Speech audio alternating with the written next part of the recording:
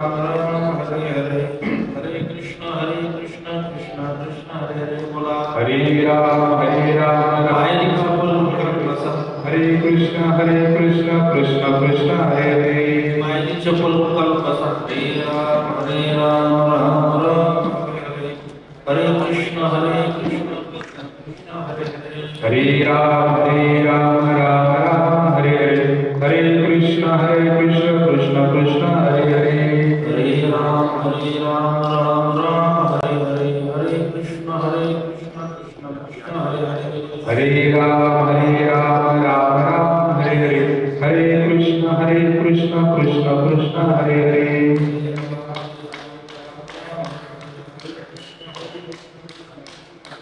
हरे राम राम हरे हरे हरे कृष्ण कृष्ण कृष्ण हरे हरे श्री ज्ञानदेव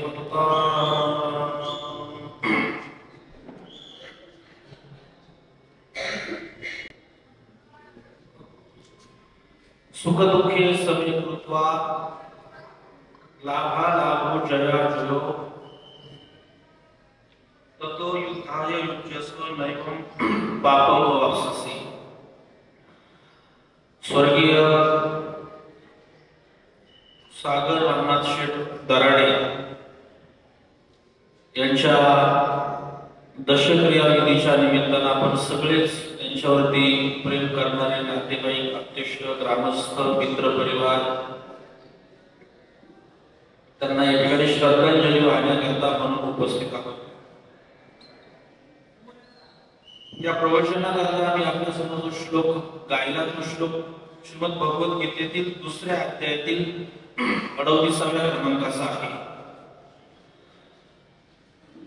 या श्लोकातून उपदेश करताना भगवान अर्जुनाला असं सांगतात की सुख दुःखे समे कृत्वा लाभा लाभो जया जयो ततो युद्धाय युज्यस्व नैवं पापं वाप्स्यसि।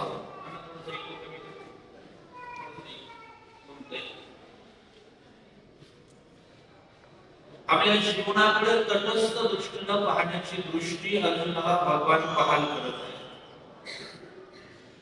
या श्लोकाच्या खाली ज्या ओवी आहेत त्यातली महत्त्वाची ओवी अशी आहे सुखी संतोषा न यावे दुःखी विषादा न भासावे आणि लाभाला न धरावे मना माझी।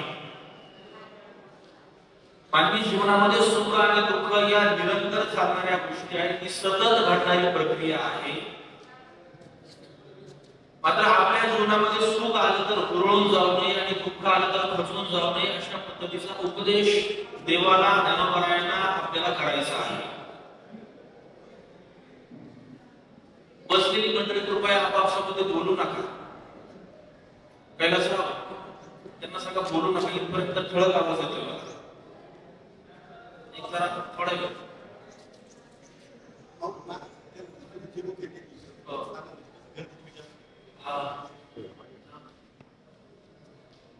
मानवी जीवनाकडे तटस्थ दृष्टीनं पाहावं। सुख आणि दुःख या निरंतर चालणाऱ्या गोष्टी जरी असल्या तरी या प्रक्रियेमधून जाताना आपण एक व्हायबर होऊ नये किंवा विचलित होऊ नये अशा प्रकारची दृष्टी अर्जुनाला भगवान देण्याचा प्रयत्न करतात।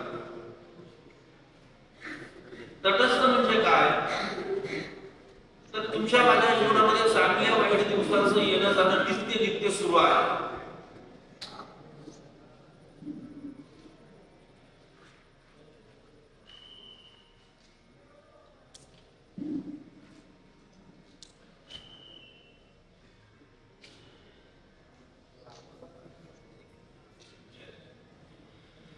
तटस्थपणा म्हणजे काय तर तुमच्या आणि माझ्या जीवनामध्ये चांगल्या आणि वाईट गोष्टींचं नित्य येणं आणि जाणं सुरू आहे। महाभारतामध्ये एका बैलगाड्याचं रूप करून माणसाच्या जीवनातल्या सुख दुःखाच्या गोष्टीच्या बद्दल एक भाष्य केलं। जी बैलगाडी असते आणि बैलगाडीचं जे चाक असतं त्या चाकाला ज्या आऱ्या असतात, वरती आरं असतं, समोरच्या बाजूला असतं, इकडच्या बाजूला असतं, खाली असतं, वरचं आरं खाली जातं, खालचं आरं पुन्हा वरती येतं। असं महाभारतामध्ये रूप करून सांगितलेलं आहे की वरचं आरं त्या आऱ्याला सुख म्हणायचं आणि खालच्या आऱ्याला दुःख म्हणायचं। म्हणजे वरचं आरं खाली आल्याशिवाय राहत नाही आणि खालचं आरं पुन्हा वरती गेल्याशिवाय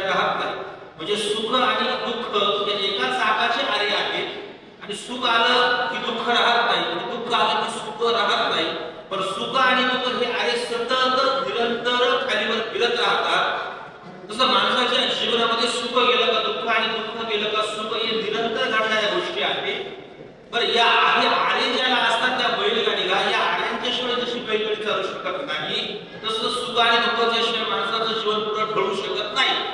म्हणजे या गोष्टी मानवी जीवनामध्ये निरंतर येत राहणाऱ्या आहेत. फक्त या येणाऱ्या आणि जाणाऱ्या गोष्टींकडे आपल्याला एक तटस्थ दृष्टीनं पाहायला आलं पाहिजे, पाहता आलं पाहिजे. आता ते बोलणं फार सोपं आहे. असं म्हणण्याचा विचार करा, तटस्थ म्हणजे काय?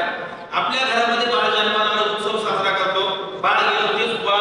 सागर जन्माला आला, सगळ्यांना आनंद झाला. सागर गेला, सगळ्यांना दुःख झालं. बरं, सागरच्या जन्माने सगळ्यांना आनंद, सागरच्या जाण्याने ज्याला कळलं त्याला सगळ्यांना दुःख. पण या तटस्थ सुखदुःखी समीकृत्वा याचा अर्थ काय? तर सागर जन्माला आला त्यावेळी सुद्धा आनंद मानायचं कारण नाही, आणि सागर आपल्यात नाही गेला तेव्हा सुद्धा दुःख मानायचं कारण नाही. हे कठीण आहे. हे पचवायला कठीण आहे. बरं, हे पचवायला फार कठीण आहे, म्हणजे खूपच कठीण आहे. म्हणजे एखादा प्रवचनकार कोपरासारखा ब्ला ब्ला ब्ला बोलत असला तरी फार कठीण आहे, इतकं सोपं नाही. पण हे असं कुणी पचवलंय का? मग आहे माणसात एखाद्याच्या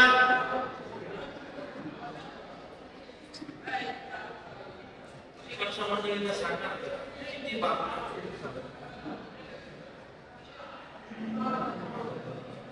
काकू बा काय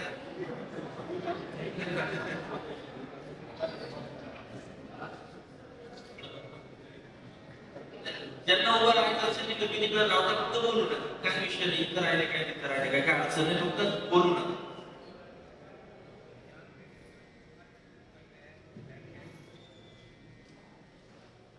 कुठे राहा देशात काय प्रॉब्लेम नाही, कुठे राहतात काय अडचण नाही, फक्त बोलू नका.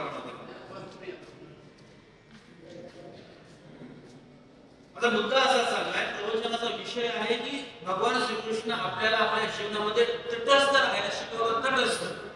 तटस्थ राहायला. चांगलं झालं फरक पडत नाही, वाईट झालं फरक पडत नाही. पण असं कुणाच्या जीवनामध्ये झालंय का याच्या आधी? म्हणजे आपण जेव्हा एखाद्या आपल्या घरातल्या मुलाला सांगतो तू डॉक्टर बन, कुणाच्या सारखा आमच्यासारखा उदाहरण द्यावं लागतं. बरं, तू अधिकारी बन, अभ्यास कर, मोठा अधिकारी बन, कुणाच्या सारखा अधिकारी बन, सांगावं लागतं सागर दर्याच्या सारखा अधिकारी बन, कुणाचं तरी उदाहरण डोळ्याच्या पुढे ठेवावं लागतं. मग माणसाच्या जीवनामध्ये येणाऱ्या सुख दुःखाकडे आपल्याला तटस्थ दृष्टीनं पाहता येतं का? त्याचं एखादं उदाहरण आहे का? आहे. त्याचं उदाहरण आहे, तुम्हाला सांगतो. 2, 3, 4 पाहिजे तेवढे उदाहरण सांगतो. पहिलं उदाहरण श्रीरामाचं उदाहरण आहे. आदल्या रात्री बैठक झाली, सभा झाली, मीटिंग झाली. मीटिंगचा बैठकीमध्ये ठरलं की दुसऱ्या दिवशी सकाळी रामाचा राज्याभिषेक करायचा. गमत पहा, श्रीरामाला राज्याभिषेक करायचा म्हणजे साधी गोष्ट नाही. शमशेरपूरचा ग्रामपंचायत सदस्य नाही, अकोल्याचा आमदार नाही, महाराष्ट्राचा मुख्यमंत्री नाही, देशाचा प्रधानमंत्री नाही, मग सगळ्या पृथ्वीचा राजा करायचा. केवढा आनंद! थोडी मोठी गोष्ट आहे, किती मोठी गोष्ट आहे.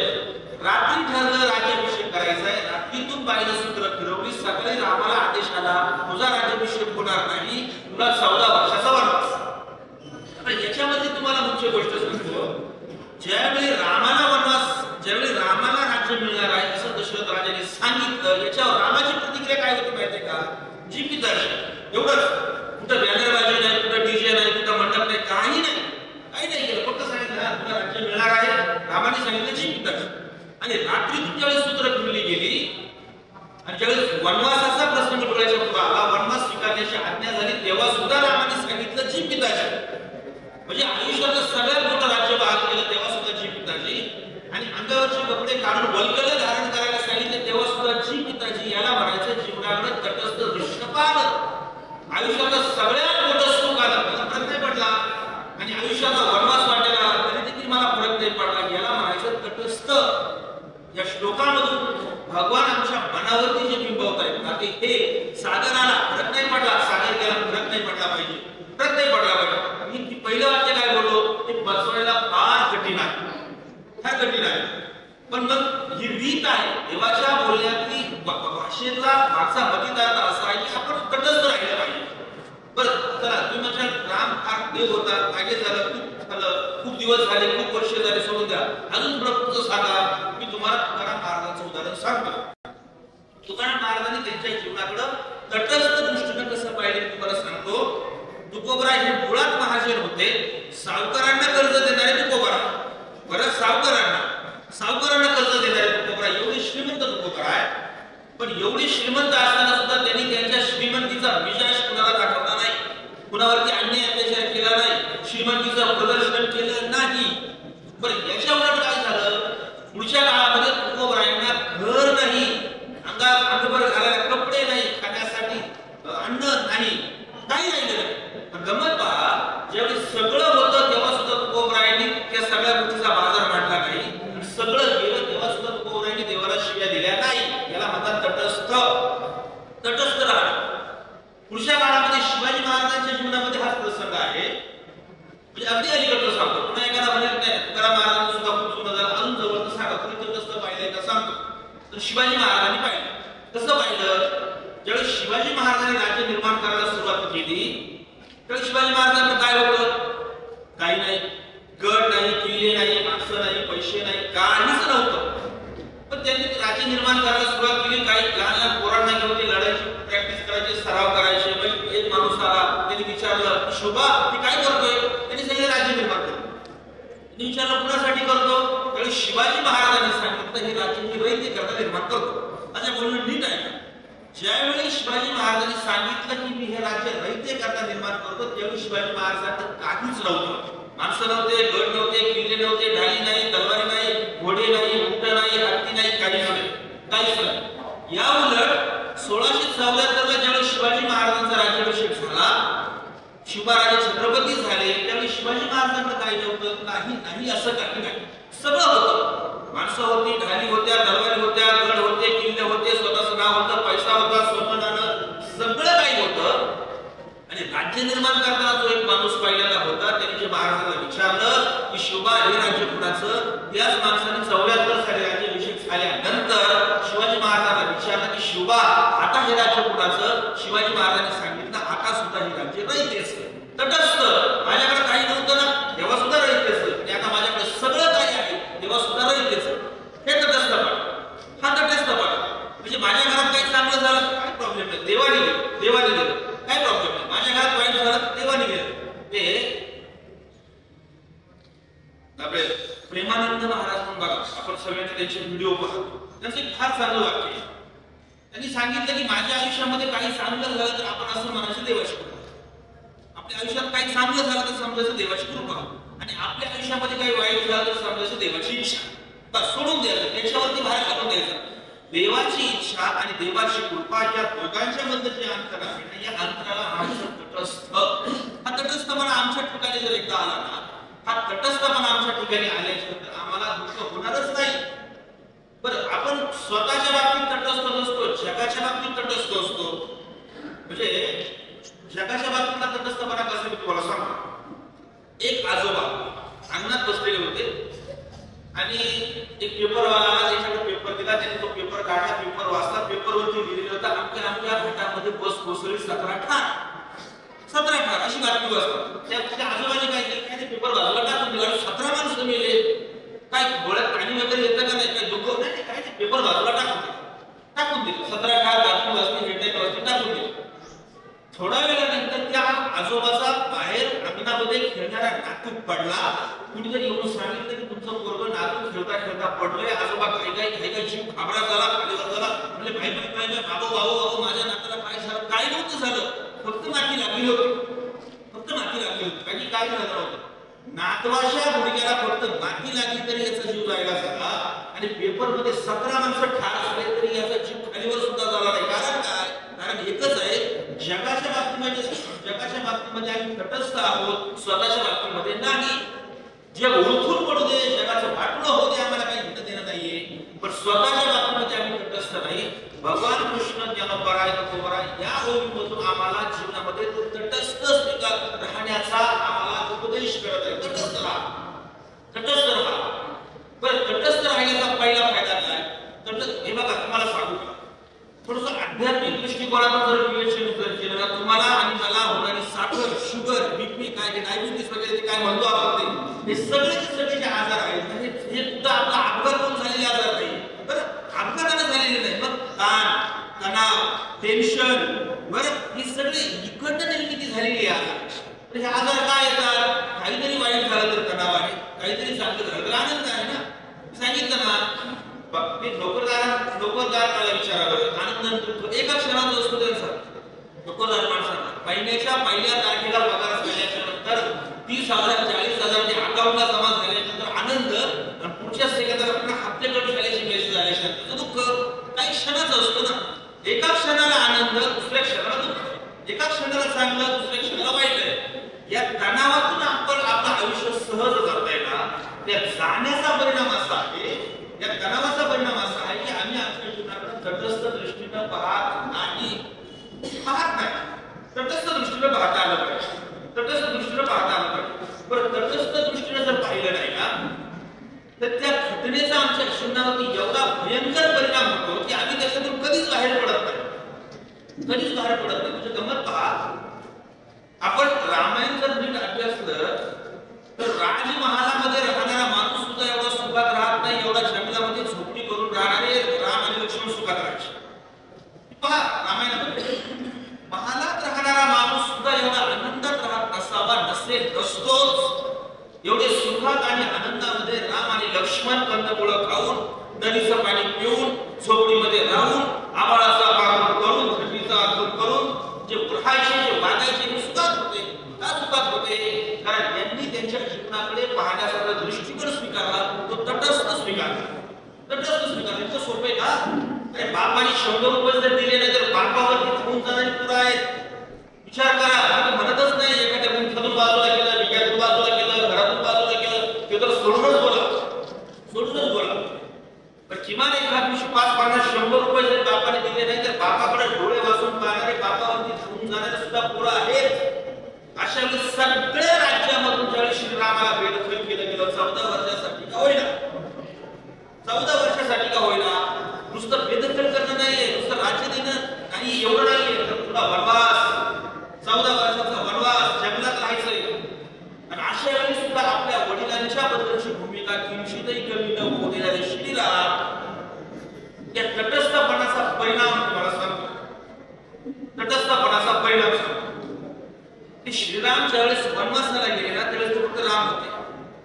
फक्त रामच होते. म्हणजे त्यांनी बापाचं ऐकलं, बापाचं ऐकून वनात गेले, तोपर्यंत राम होते. फरक मी तुम्हाला सांगतो. म्हणजे बापाचं ऐकून आपल्या जीवनामध्ये हा तटस्थ दृष्टिकोन स्वीकारण्याचा परिणाम असा झाला की प्रभू रामचंद्र जंगलामध्ये, वनामध्ये वनवासाला जाण्याच्या आधी फक्त राम होते, आणि वनामध्ये जाऊन आल्याच्या नंतर बापाच्या आज्ञेचं पालन केल्याच्या नंतर ते राम नाही राहिले, ते मर्यादा पुरुषोत्तम श्री राम झाले. फरक एवढा आहे. फरक काय? सगळी आमची जी गाडी आली ती विचाराच्या ठिकाणी अडकलेलं. विचार, माणूस घडतो कसा? विचार आहे. माणूस निवडतो कसा? विचार आहे. माणूस प्रसन्न राहतो कसा? विचार आहे. माणूस दुःखी राहतो कसा? विचार आहे. तुकोबाईने सांगितलेले विचारावाचुनी न पविजे समाधान. विचाराशिवाय माणसाच्या जीवनात समाधान येतच नाही. करोडो रुपयाची इस्टेट असलेल्या माणसाला सुद्धा झोप येत नाही. विचार ते तुम्हाला गमत सांग. ते एकाच महिन्यात किंवा 2 काय ते मला नेमकं टाइम माहित नाही, पण 4-5 महिने झाले की जगातील सगळ्यात श्रीमंत माणसांची यादी प्रसिद्ध केली जाते. बरं, जगातील सगळ्यात श्रीमंत माणसांची यादी. आपल्या भारतातून कोण आहे? ते अंबानी वगैरे आहेत. आणि बाहेरच्या देशातले जगातले खूप माणसं आहेत. मला सांगा, क्रमांक 1 ला जो श्रीमंत असतो ना, त्याची संपत्ती काही लाख कोटीमध्ये असते. शेकड्या हजारात लाखात सोडून काही लाख कोटीत असते. त्याच्या खालचा दुसऱ्या क्रमांकाचा जो असतो ना, तोही काही लाख कोटीत असतो. पहिल्यातून दुसऱ्यामध्ये स्थलांतर नसतं. पहिल्याची संपत्ती जर काही लाख कोटी असेल तर दुसऱ्याची सुद्धा काही लाख कोटीच असेल. आणि दोघांच्या संपत्तीमध्ये फार काही कोटीचा किंवा काही 100 कोटीचा किंवा फक्त काही 1000 कोटीचा अंतर असते. पण जो दुसऱ्या क्रमांकावरती असतो तो आनंदी असेल का दुःखी? मला सांगा. लाखो करोड रुपये असणाऱ्या संपत्तीचा मालक जगात दुसऱ्या क्रमांकावरती असतो. जगात दुसऱ्या क्रमांकावरती संपत्तीच्या बाबतीमध्ये असलेला मनुष्य आनंदी असेल का दुःखी असेल? 100% दुःखी असेल. कारण त्याला त्याचं सतत त्याचं मन सांगत असेल की माझ्यापेक्षा हा काही लाख आणि कोटी पुढे आहे.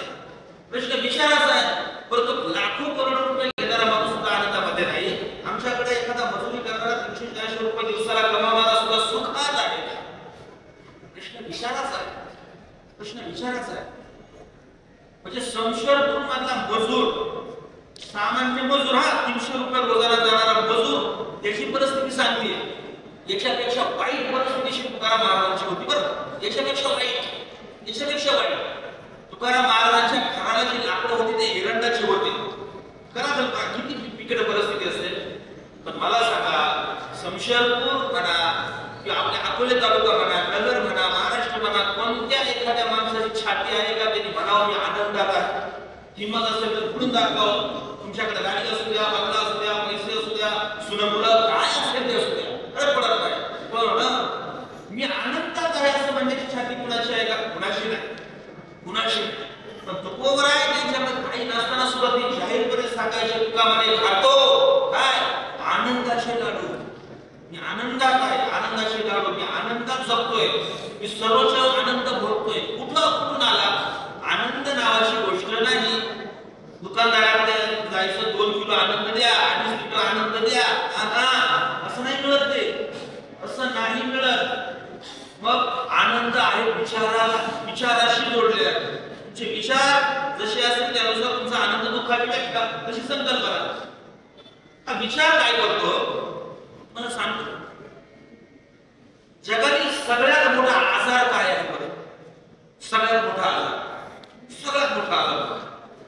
तुमच्या आठवत असेल, एखादा म्हणेल टीबी, एखादा म्हणेल कॅन्सर, एखादा म्हणेल एड्स, एखादा म्हणेल कोरोना, एखादा अजून कोणता, एखादा अजून कोणता म्हणेल. पण हे जे आजारांची नावं घेतली, या आजार काही छोटी दुर्धर आहे, माणसाला घेऊन जातात, काही सामान्य नाही.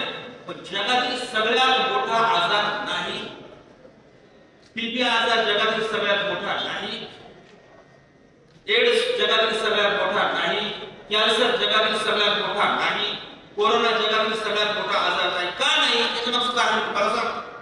कारण या आजाराने मेलेला माणूस एकदाच मरतो. गमत का? कोरोनाने जेवढी माणसं मेली ना ती सगळी एकदाच मेली.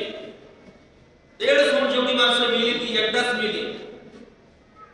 बरं, कॅन्सरने जेवढी माणसं गेली ती एकदाच गेली, पुन्हा नाही. त्यांना एकदा झाला पुन्हा नाही होणार.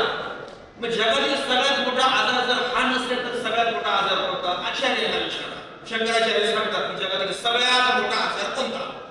आचार्य म्हणतात को दीर्घ रोगो को दीर्घ रोगो भव एव साधो. जगातील सगळ्यात मोठा आजार कोणता? को दीर्घ रोगो भव एव साधो. जन्माला आल्यानंतर एक जन्म मृत्यूच्या फेऱ्यातून बाहेर पडलं सगळ्यात मोठा आजार. आता याची संगती लावून देतो. या कॅन्सर, एड्स, अजून त्या बाकीच्या या आजारांनी गेलेला माणूस एकदा जातो. या संसाराच्या तडाख्यात पडलेला माणूस एका जन्मात या आजारातून बाहेर पडत नाही. पण आचार्य म्हणतात को दीर्घ रोगो भव एव साधो. संसार चक्रातून बाहेर पडणं सगळ्यात मोठा आजार. मग याच्यावरचा उपचार काय? चांगला डॉक्टर बनता हो.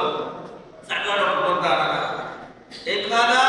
एखाद्या व्यक्तीला आपण चांगला डॉक्टर आले, डॉक्टरांचा विषय चालू. चांगला डॉक्टर बनता केवळ आजार सांगणारा, आजार दाखवणारा चांगला डॉक्टर नाही. आजार बाहेरही करू शकतो. एखाद्याच्या नाकाला पाणी येत असताना समजा सर्दी झाली, त्याला कशाला काही डॉक्टरकडे जावं लागते ना. एखाद्याचा अंग गरम लागला समजून जर त्याला ताप आलाय, पण चांगला डॉक्टर कोणता? आजार सांगतो, आजाराचं निदान करतो आणि आजाराचा उपचार करतो तो चांगला डॉक्टर. आचार्य असं म्हणाले को दीर्घ रोगो भव एव साधो.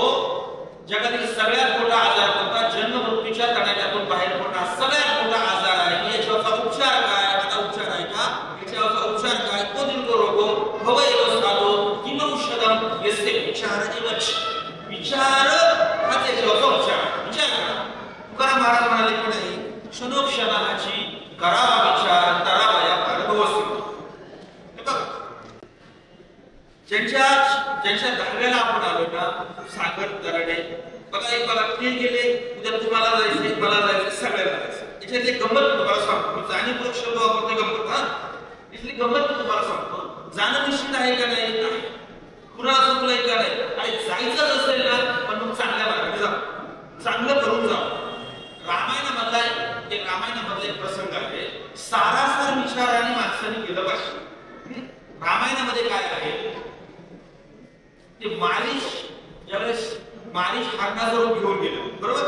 त्या मारीच ज्यावेळेस पाठवलं माहेशाला. रामाने सांगितलं तू हातास्वरूप घेऊन जा आणि मग राम तुझ्या मागे ये. सीतेला तुझं आकर्षण होईल तर राम मागे येते. सगळं माहिती तुम्हाला ठरलं. हा म्हणजे मी जाणार. माहेशाला रावणाने सांगितलं तू जर गेला नाही तर मी तुला मारून टाकेन. रावण होता तो. तू रामाकडे जा, हातास्वरूप घेऊन जा. तू जर गेला नाही तर मी तुला मारून टाकेन. माहेशाने काय विचार केला, मरण तर निश्चित आहे. मरण काय आपण कळलं. आता वाघ म्हटलं तरी खाणार, वाघोबा म्हटलं तरी खाणार. परत काय कळणार नाही. सारासार विचार कशाला म्हणतात पहा. सारासार विचार कसा असतो ते सांगतो मी तुम्हाला. मरण माझं टाळणार नाही. मला रामही मारणार आहे आणि नाही गेलं तर रावण मारणार आहे. पण रावणाच्या हातून नरकाला पडण्यापेक्षा रामाच्या हातून मरून आपण मोक्षाला जावं. सारासार विचार याला म्हणतात. सारासार विचार. हरिपाठ म्हणजे काय, हरिपाठाची म्हणजे काय, सारासार विचार हरिपाठ. माणसाच्या ठिकाणी हा विचार पाहिजे. आणि हाच विचार देवाने अर्जुनाला दिला. गीता म्हणजे काय. एका वाक्यात सांगतो गीता काय आहे. एकाच वाक्यामध्ये गीता म्हणजे काय तुम्हाला सांगतो. तुम्ही तुमच्या वाट्याला आलेलं कर्म प्रामाणिकपणे करणं ते सर्व गीता संपलं. एका वाक्यात. तुम्ही कोण आहात. तुम्ही शेतकरी आहात का, प्रामाणिकपणे शेती करा, हे तुमचं कर्म, ही सांगते गीता. तुम्ही कोण आहात. तुम्ही शिक्षक आहात का, प्रामाणिकपणे पोरांना शिकवा, हे तुमचं कर्म, ही सांगते गीता. तुम्ही कोण आहात. पुढारी आहात का, तुम्ही प्रामाणिकपणे लोकांची कामं करा, ही गीता सांगते. तुम्ही कोण आहात. कीर्तनकार आहात ना, संतांनी घालून दिलेल्या मर्यादेमध्ये कीर्तन करा, हीच गीता सांगते. याच्यापेक्षा काही वेगळं आपण करायचा प्रयत्न करू नका. म्हणजे गीता सांगते.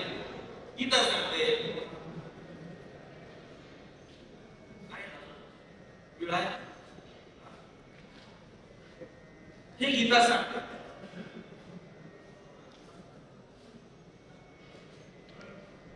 ते बँकेशी संबंधित एक शब्द आहे. सिबिल. मला काय संबंध येत नाही.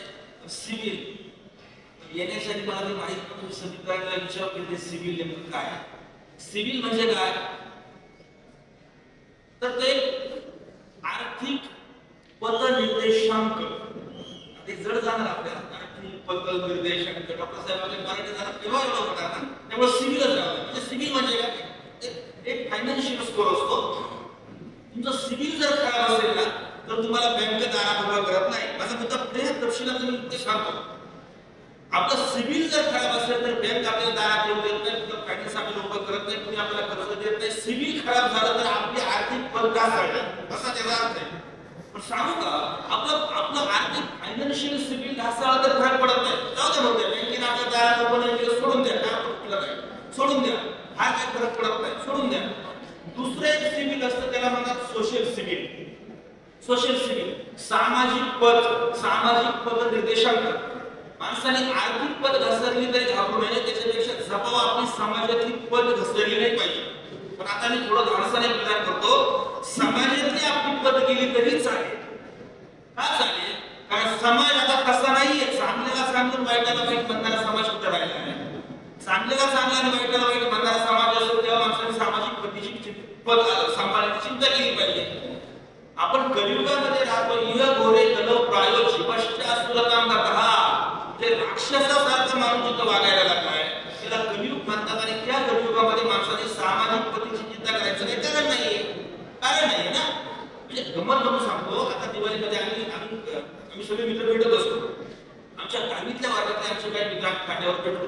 आम्ही भेटलो तर मित्रांमध्ये भेटतो ना. त्यांना काय गेले तू कलेक्टर हो, तिथं कीर्तनकार हो, तिथं कोणी मंत्री हो. त्यांना काय गेले मित्रांमध्ये मित्रासारखं राहिलं पाहिजे. आणि मित्रांनी समोरच्याला मित्र समजलं पाहिजे ना. एक टी शर्ट घालून गेलो तर एक गुटख्याचा बोकणा भरलेला एक माझ्याकडे आला. मला तुम्हाला शोधतं का. म्हणजे तो ठरवणार माझी पद. एका शर्टने ठरवणार. सामाजिक पद्धतीची माणसाने चिंता करण्याचं कारण नाही. फायनान्शियल पद घसरली सोडून द्या. सामाजिक सिबिल डाऊन झाला सोडून द्या. फरक पडत नाही. पण तिसरा जो सिबिल आहे ना तो मात्र आपला डाऊन झाला नाही पाहिजे. त्या दुसरा सिबिल आहे स्पिरिच्युअल सिबिल. आध्यात्मिक तुमचा पद निर्देशांक डाऊन नाही झाला पाहिजे. बिलकुल नाही झाला पाहिजे. आध्यात्मिक पद निर्देशांक तुमचा डाऊन झाला का तुमचं सगळं संपलं. माणसाने जगलं पाहिजे. आणि अर्जुनाने त्याचा आध्यात्मिक सिबिल खराब होऊ नये याच्याकरता देवाने सांगितलं ना. उपदेश करायला सुरुवात केल्यानंतर भगवान पहिल्यांदा अर्जुनाला काय सांगितलंय, तुझी अप्रतिष्ठा होईल एवढं लक्षात ठेव. युद्ध करायला लावलाय, युद्धाच्या मैदानामध्ये गेलाय, युद्धाला टक्कर दिलाय, मागे फिरायला लागलाय. देवाने पहिल्यांदा सांगितलं तुझी अबरू जाईल, तुझा आध्यात्मिक स्पिरिच्युअल सिव्हिल डाऊन होईल. तुतस्वाकश्मलमिदं विषमे समुपस्थितम अनादिष्टम अस्वर्गीय अकीर्तिम करवर्जन. याच्याचा शब्दच आहे ना, अकीर्ती म्हणजे तुझी अकीर्ती होईल. लोक नावं ठेवतील, लोक नावं ठेवतील. तू तुझ्या धर्माचं पालन केलं पाहिजे. धर्माचं पालन म्हणजे कोण? क्षत्रिय आहे. क्षत्रिय आहे ना, त्याने नक्कीला मला सांगा, आपल्या भारताच्या सीमेवरती लढणारे जे आपले जवान आहेत, ते जवान कशासाठी आहेत? सीमेवरचं भूषण करण्यासाठी का देशाची सुरक्षा करण्यासाठी? सुरक्षा करण्यासाठी ना. त्यांनी समोरच्या माणसाला जय हरी राम राम या गप्पा मारून जेवण करून नाश्ता करून नाही चालणार. समोर माणूस एखादा तुमच्या सीमेतून आतमध्ये घुसायचा प्रयत्न करतो असा दिसला का तुम्हाला पॉइंट गडवरती ठेवून त्याला उडवता आला पाहिजे. हे तुमचं कर्तव्य आहे ना. तुमच्या कर्तव्याचं पालन तुम्ही केलं पाहिजे. अर्जुन युद्धाच्या मैदानामध्ये जाऊन देवाला सांगतो की देवा मी युद्ध करणार नाही, तुला अक्कल आहे का? कुणाला मारायला सांगतो. देवाच्या युद्धाच्या ठिकाणी गीतेमध्ये गंमत असायला, दोघांमध्ये फार टाकाटाकी आहे. फार टाकाटाकी म्हणजे बरं झालं धराधारी झाली काय, टाकाटाकी आहे दोघांच्या. देवानी ज्यावेळेस सांगितलं की तुझी अकीर्ती होईल, त्यावेळी अर्जुनाने ऐकलं नाही. मग अर्जुनाला देवाने हिजडा म्हटलंय. हिजडा अर्जुनाने देवाने अर्जुनाला हिजडा म्हटलंय, म्हणजे नपुंसक म्हटलंय, म्हणजे क्लेलिड म्हटलंय. क्लेलिडने मा संभव पार्थ नैतत्वयुपपदते शूद्रं हृदय दौर्बल्यं त्यक्त्वा तिष्ठपर्यंत. तू नपुंसकासारखा वागू नको, तुझं काम तू कर. ऐकलं नाही अर्जुनाने, ऐकलं नाही. मग अर्जुनाने देवाला सांगितलं, देवा तुम्हाला ज्यांना मारायला सांगतो ते कोण आहेत माहिती आहे का? माझे गुरुन हत्वा महानुभावान श्रेयो भोक्तुम भैक्ष्यमपि लोके. हत्वार्थ काम असतं गुरुनी हैव भुंजीय भोगा उदिरा प्रतिष्ठा. माझ्या गुरुला तुम्हाला कसं मारायला सांगतो? गंमत पहा, माझ्या आजच्या प्रवचनाचा जो मूळ विषय आहे ना, तो आता एवढे वेळ जे करत होतो सवाल होतो इथे आता जीवनाकडे तटस्थ कसं पाहावं हा जो उपदेश आहे, हाच उपदेशाची मुख्य भाषा ही आता पुढच्या श्लोकामध्ये आली. अर्जुनाने देवाला सांगितलं, देवा तुम्हाला ज्यांना मारायला सांगतो ते कोण आहे? तत्रा पश्यत स्थितन पार्थ. हा पितृ एकूणच म्हणताना पूर्ण होता. तत्रा पश्यत स्थितन पार्थ पितृनथा पितामहान आचार्यान मातुलान भ्रातॄन पुत्रान पौत्रान सखीन स्तता. आचार्य मातुला भ्रातृ पुत्रा पौत्रा सखी स्तता श्वशुर स्वदर्शैव. आता एवढं सांगत जावं, नातवंड मुलं, माझे जावई, माझे मित्र, माझे सासरे, माझे मामा या सगळ्यांना मारायचं. अर्जुनाने सांगितलं असं कसं करणार नाही. देवाने सांगितलं कर बाबा, दोनच म्हणतो. देवाने सांगितलं बाबा कर, मान देतात तुझ्या धर्माचं पालन कर. ऐकेल. शेवटी देवाला अर्जुनाला सांगावं लागलं की बाबा तुझ्या सगळ्या पाप पुण्याची जबाबदारी मी घेतो. सर्व धर्मांपरित्यज्य मामेदं शरणं व्रज अहं त्वा सर्व पापेभ्यो मोक्षयिष्यामि मा शुचा. तू तुझ्या कोणत्याच पाप पुण्याचा विचार करू नको, सगळी जबाबदारी मी घेतो. तेव्हा अर्जुन तयार झाला.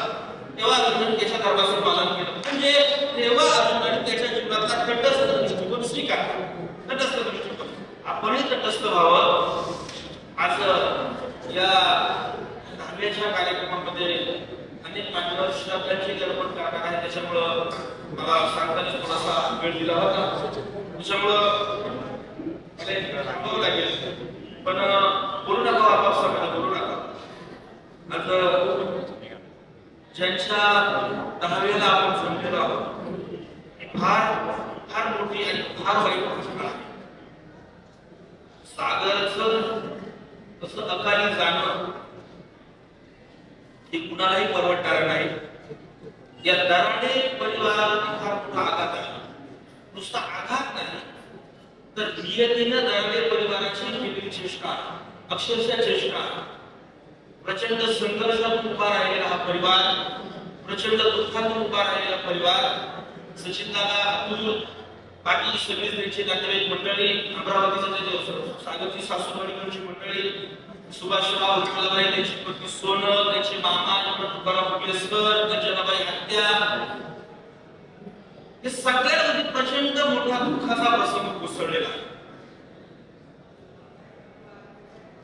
गंमत पहा,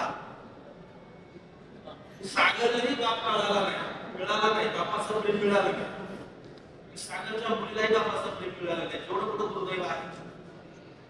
6 का 7 वर्षाचं असताना रामनाथ शेठ गेले, बरोबर.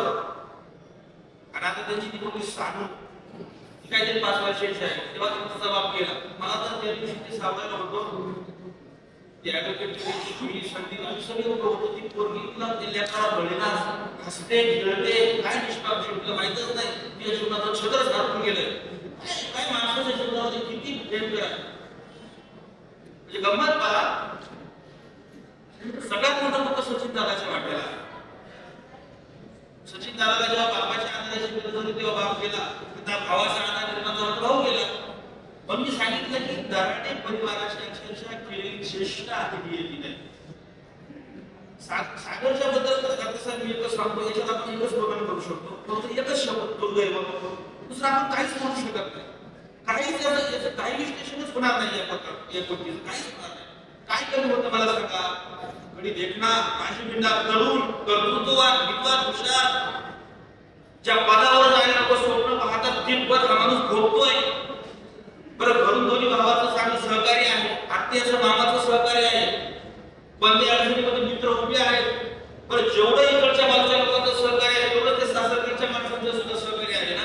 बरं, स्वतःच्या कर्तृत्वाला शोभे तशी पत्नी, बंदे अडचणीच्या काळामध्ये पाणीदारपणे साथ देणारी पत्नी, सगळं काही आहे. सगळं जिथे तिथं आहे, तरी सुद्धा जगाचा मिळून तिची पाळी आहे. काय म्हणायचं? एकच म्हणा, दुर्दैव.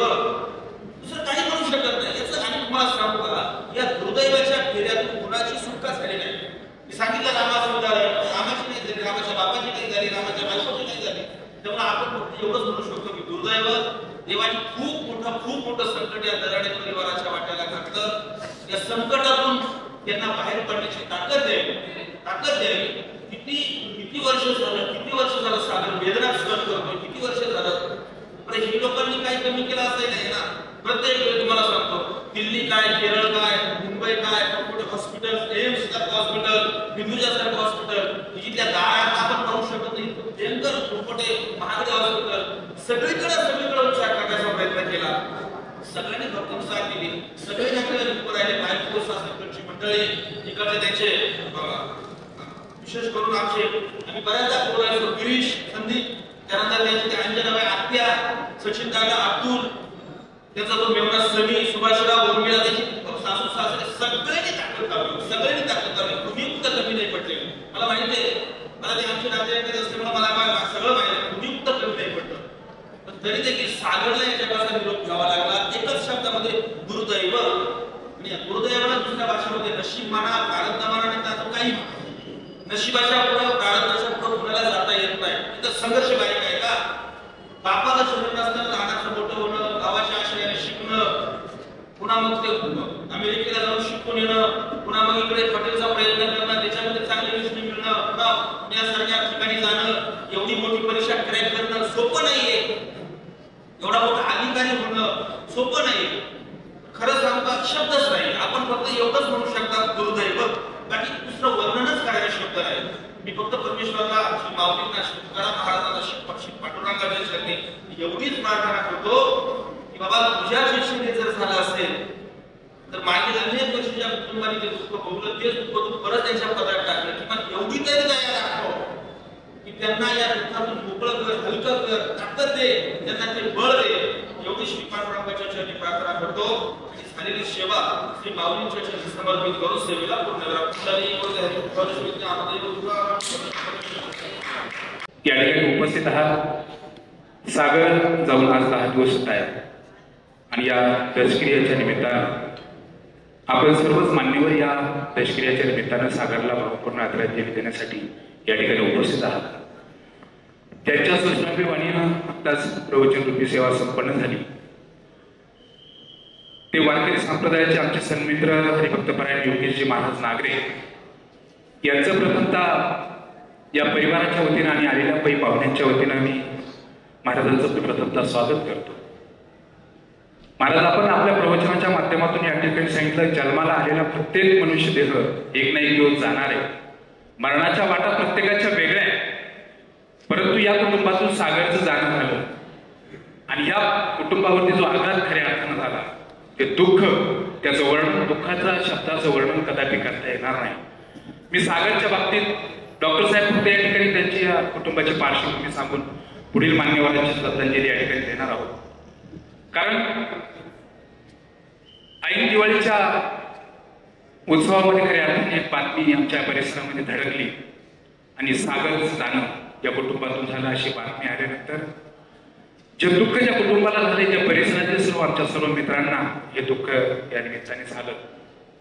खऱ्या अर्थानं डॉक्टर साहेब 1995 साली रामनाथ शेठ यांचंही, त्यांचे वडील रामनाथ शेठ यांचंही अपघाती निधन झालं.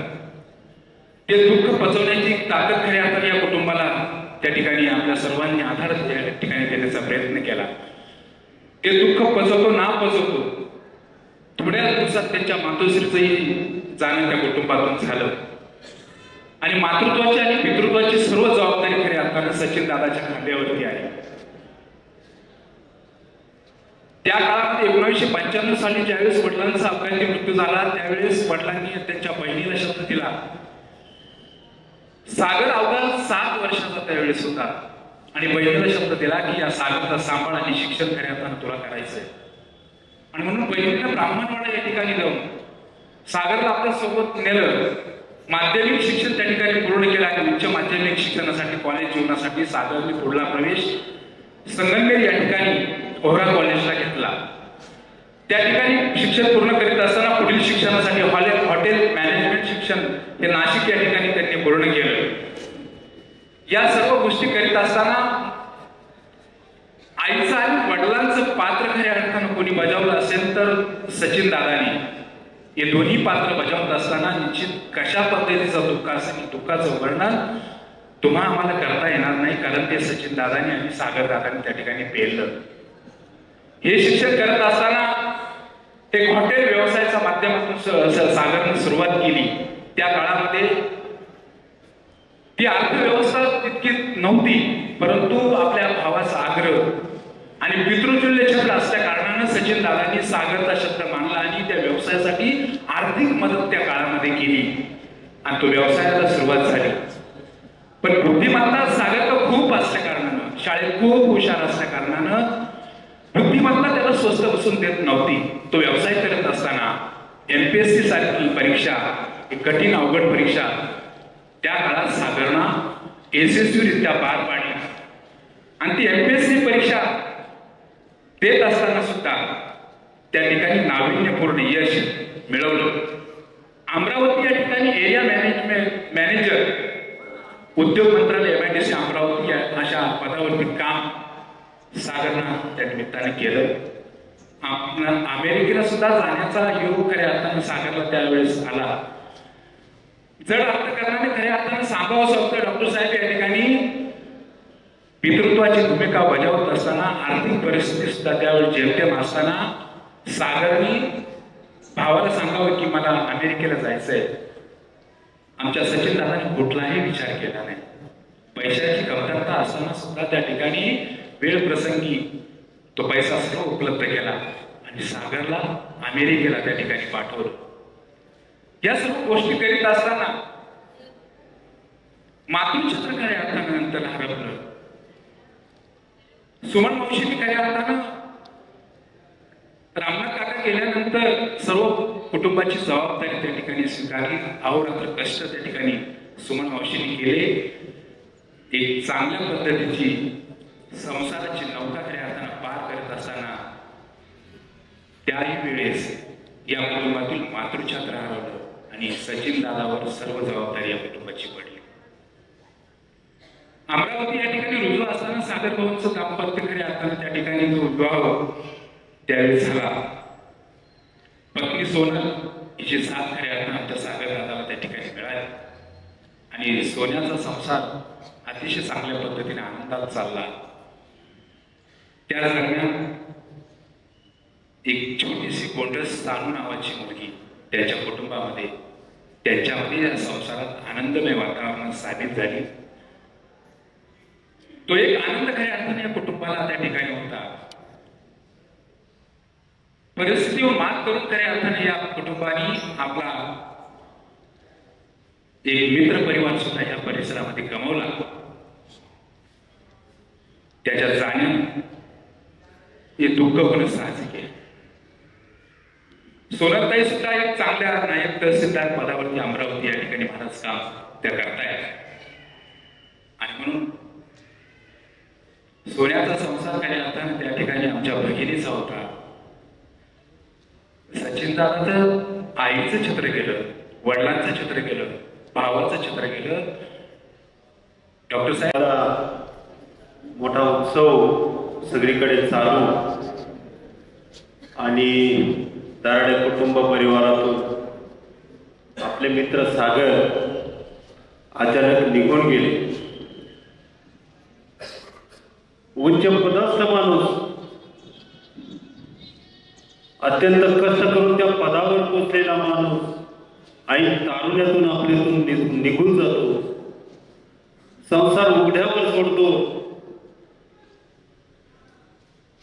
लहान मुलगी आत्ताच शिकली हो, कुठेतरी पापा म्हणायला, दादा म्हणायला आत्ताच शिकली.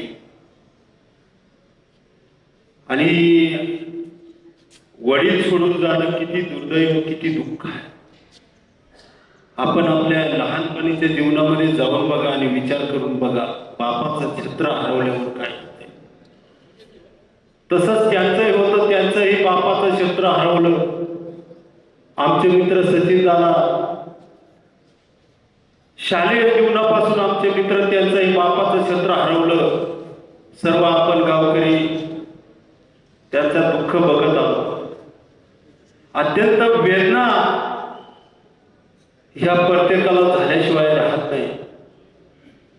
आपण मागील जीवनामध्ये जातो आणि काय बोलावं आणि या दराडे कुटुंबाचं दुःख कसं व्यक्त करावं याच्यामध्ये आपण अत्यंत दुःख सागरामध्ये बुडून जातो. माझ्याकडे शब्द नाही आहेत, सचिन दादासाठी सुद्धा नाही आहेत. अत्यंत काबड मेहनत करतायत आणि आपलं कुटुंब सांभाळतायत. आई गेली, वडील गेले, भाऊ गेला. सगळ्या दराडे कुटुंबावर मोठा परिणाम झाला. दुःखाचा डोंगर कोसळला. या दुःखाच्या डोंगर आपण सर्व ग्रामस्थ आणि उपस्थित सर्व नातेवाईक आपण सर्वांनी थोडं थोडं तरी कमी करण्याचा हा एक प्रयत्न आपण करूया. आणि मी माझ्या शमशेरपूर ग्रामस्थांच्या वतीने, माझ्या मेघा परिवाराच्या वतीने सागरला शेवटची भावपूर्ण श्रद्धांजली अर्पण करतो आणि थांबतो. धन्यवाद. सागर रामनाथ दराडे यांना मी ग्रामीण रुग्णालय शमशेरपूर आणि त्याचप्रमाणे माझ्या संपूर्ण काकड कुटुंबियांच्या वतीने, देवठाणकर काकड कुटुंबियांच्या वतीने भावपूर्ण श्रद्धांजली अर्पण करतो आणि थांबतो. रामकृष्ण. कैलासवासी सागर रामनाथ दराडे आणि दराडे कुटुंबियाच्या दुःखात सहभागी झालेले सर्व या विभागातील कार्यकर्ते, नेते, उपस्थित बंधू आणि भगिनींनो, कैलासवासी सागर दराडे यांच्या बाबतीतला त्यांच्या जीवनात आणि दराडे परिवाराच्या जीवनातला सर्व पहिले इतिहास आताच इथं सांगितलेला आहे. आमचे मित्र सचिन शेठ दराडे यांचे वडील बालपणात गेले. त्यानंतर त्यांचं संगोपन, भावांचं संगोपन हे त्यांच्या आईने आणि जवळच्या नातेवाईकांनी चांगल्या पद्धतीमध्ये केलं. आणि सागर भाऊ आणि सचिन शेठ त्यांचं कुटुंब अतिशय आनंदी या ठिकाणी होतं. परंतु आले देवाजीच्या मनात येथे कोणाचे चाले ना, या उक्तीप्रमाणे या दराडे कुटुंबावर सागर भाऊच्या जाण्याने अतिशय मोठं दुःख कोसळलं. ते दुःख सावरण्याची शक्ती परमेश्वराने त्यांच्या कुटुंबाला आणि दराडे कुटुंबाला देवो. सागर भाऊच्या आत्म्याला चिरशांती लाभो असं मी माझ्या वतीनं आपल्या सर्वांच्या वतीनं भावपूर्ण श्रद्धांजली अर्पण करतो. थांबतो.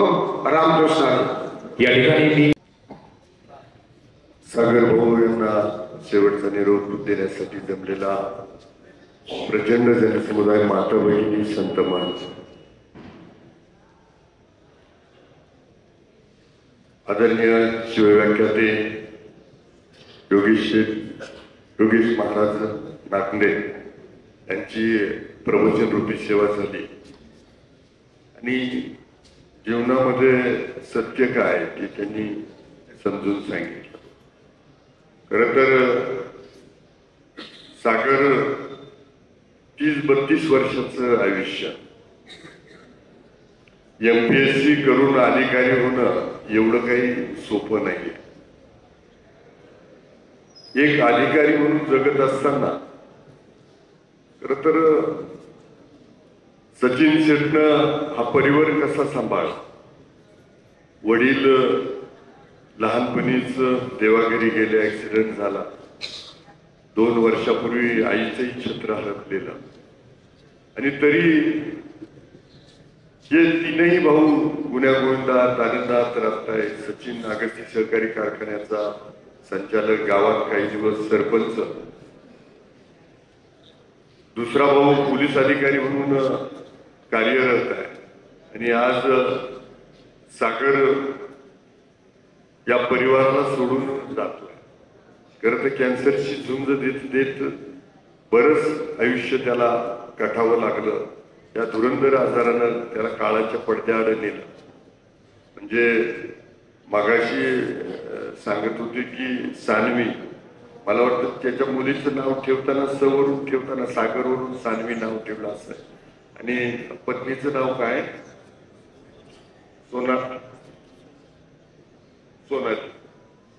हा म्हणजे ही सगळी सरनाव आले ना, सोनाली, सानवी, म्हणजे त्या मुलीकडे पाहून आता त्या आईला काही तो सागर आठवणार आहे आणि तिच्या हातात ते सोडून दुसरं काही पण नाही.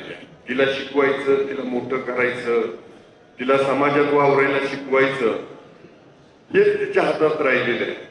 आणि आतापर्यंत जसं वडील गेले आणि तरी हे कुटुंब सावरत राहिलं, तसं भविष्याच्या काळातही नक्कीच आमचा सचिन तर तेवढा समाजप्रिय आहे, तेवढं त्याला भान आहे आणि दुसरा भाऊ पण तसाच आहे. त्यामुळे ही सगळा परिवार एकत्र राहील. सानवीला तिचा बाप गेला याची उणीव ही सगळी मंडळी भासू देणार नाही. चुलते मंडळी कायम तिला आश्रय देतील. आता ती मागाशी योगेशजी महाराज सांगत होते की छोटी आहे, तिला अजून काही कळत पण नाही, म्हणजे बापच आठवत नाही असं म्हणायचं. तर त्यामुळं खरं तर प्रत्येक गोष्टीवरती काळ ही उत्तम चिकित्सा आहे. काळच जगायला शिकवतो, काळच उभं राहायला शिकवतो. तर ह्या पुढच्या काळामध्ये नक्कीच हा परिवार या काळावरती मात करून जगायला शिकेल, उभं राहायला शिकेल. त्यासाठी ईश्वर या परिवाराला शक्ती देवो. मी आपल्या सर्वांच्या वतीनं, संपूर्ण तालुक्याच्या वतीनं, माझ्या लहानटे परिवाराकडनं या सागरला भावपूर्ण आदरांजली, श्रद्धांजली समर्पित करतो. अशी वेळ देवा कुणावरच येऊ देऊ नको अशी ईश्वरचरणी प्रार्थना करतो आणि माझ्या वाणीला पूर्णविराम देतो. रामकृष्ण. दारडे परिवाराचं जितकं मोठं दुःख आहे, त्यानंतर आमच्या बाबड परिवाराला तेवढंच दुःख आहे. कारण त्या ठिकाणी वडील गेला, आई गेली आणि तिन्ही भावंड अत्यंत एकत्रितपणाने हा आईवडिलांचा वसा आणि वारसा घेऊन हा परिवार समाजामध्ये वेगवेगळ्या क्षेत्रामध्ये जेव्हा पदार्पण करत होता, जेव्हा उंच भरारी घेत होता, त्याच्यातला सागरासारखा सागर निघून झालं. म्हणजे त्याची पत्नी, मुलगी, परिवार दराडे आणि आमचा भाबड परिवार, त्या परिवाराला फार मोठं दुःख आहे. हे दुःख सहन करण्याची शक्ती ईश्वराने आम्हाला सर्वांना या दराडे परिवाराला द्यावा. आणि सचिनवर आता लहानपणापासून जशा जबाबदाऱ्या पडत आलेल्या आहेत, त्या जबाबदाऱ्या पेलवण्याची क्षमता आणि शक्ती परमेश्वराने त्याला द्यावा. परंतु ते सावरण्यासाठी तो मनाने, शरीराने आणि सगळ्या गोष्टीने सक्षम झाला पाहिजे. त्यासाठी त्यांनी त्या सगळ्या गोष्टीचा सामना करण्यासाठी आपलं मनोबल वाढवावा हीच अपेक्षा त्याच्याकडून. आणि सागरला माझ्या वतीने संगमनेर सहकारी साखर कारखाना संचालक या नात्याने, क्रांती वसंतराव नाईक शिक्षण संस्था आणि भारतीय जनता पार्टीचा राज्य सदस्य परिषद या नात्याने भावपूर्णाची आदरांजली आणि श्रद्धांजली व्यक्त करतो आणि थांबतो. गेल्या 10 दिवसापूर्वी आमचा नातू सागर रामनाथ शेठ दराडे आपल्यातून गेले. या परिवाराच्या बाबतीत जर बोलायचं ठरलं, ज्या वेळेला आमच्या सुमनताईचा संबंध दराडे परिवाराशी झाला आणि अतिशय आम्हाला सर्वांना आनंद झाला. एवढ्या मोठ्या परिवारामध्ये रामनाथ शेठ सारखा जावई, सुभाष शेठ सारखा एक जावई आणि आदर्श कुटुंब, मोठं कुटुंब, आपल्याला मोठा संबंध झाला. थोड्या दिवसामध्ये काळाची गोष्ट लागली. आमचे जावई रामनाथ शेठ आपल्यातून गेले. ते गेल्यानंतर सुमनताई गेली, सुभाष शेठ गेले. पण बाकीचा जो मित्रपरिवार आहे, भाऊबंद आहे, भाऊ आहे, चुलत भाऊ आहे, इतका चांगला आदर्श परिवार का प्रत्येक प्रसंगातून सावरण्याची शक्ती सर्वांनी उभी केली आणि सचिन दादाच्या पाठीमागे उभे राहिली आतापर्यंत. आणि सागरच्या बाबतीत जर बोलायचं ठरलं, तिची 100 वर्षात कोणाला करता येणार नाही. ते सागरने अगदी काल्पशा आयुष्यामध्ये ज्ञानेश्वर महाराजांसारखी, गीता लिहिल्यासारखी परिस्थिती सागरने थोड्याच काळामध्ये, शिक्षण असेल, व्यवसाय असेल, सर्व मोठ्या पदव्या असतील, सोन्यासारखी पत्नी मिळाली, सुंदर मुलगी झाली. म्हणजे थोड्याच आयुष्यामध्ये सगळं काही देवाने भरपूर दिलं आणि 10 दिवसापूर्वी सगळं विरजन पडलं.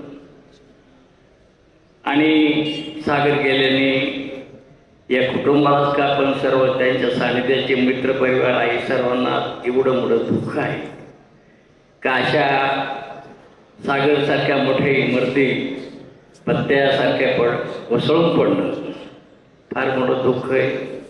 हे दुःख हलकं करण्याची शक्ती या परिवाराला देवो अशी मी माझ्या कुटुंबियाच्या वतीने, माझ्या पूर्ण सासगावच्या वतीने देवाजवळ विनंती करतो का देवा आता तरी कुठंतरी दुःख थांबव. आणि सागर गेल्याने फार मोठं दुःख आहे, हे दुःख हलकं करण्याची शक्ती परमेश्वर त्यांना देवो. हे माझ्या परिवाराच्या वतीने, माझ्या सासगावच्या वतीने त्यांना श्रद्धांजली अर्पण करतो आणि थांबतो. दिवंगत सागर दराडे या कर्तबगार अधिकाऱ्याच्या दशक्रिया विधीच्या निमित्तानं आपल्या सगळ्यांना अमूल्य मार्गदर्शन करणारे नागरे महाराज आणि उपस्थित आपण सर्वजण,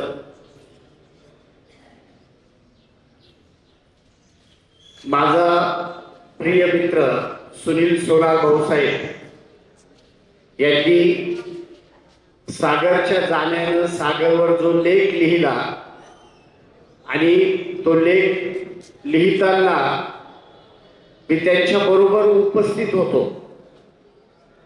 तो लेख लिहिताना सोनार भाऊसाहेब त्यांच्या डोळ्यातही पाणी आलं आणि बोलता बोलता माझे डोळे कधी पाणवले तेही कळालं नाही.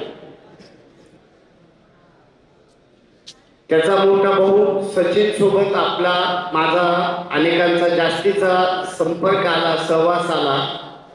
सागरची मोजून 2च वेळा गाठभेट झाली होती.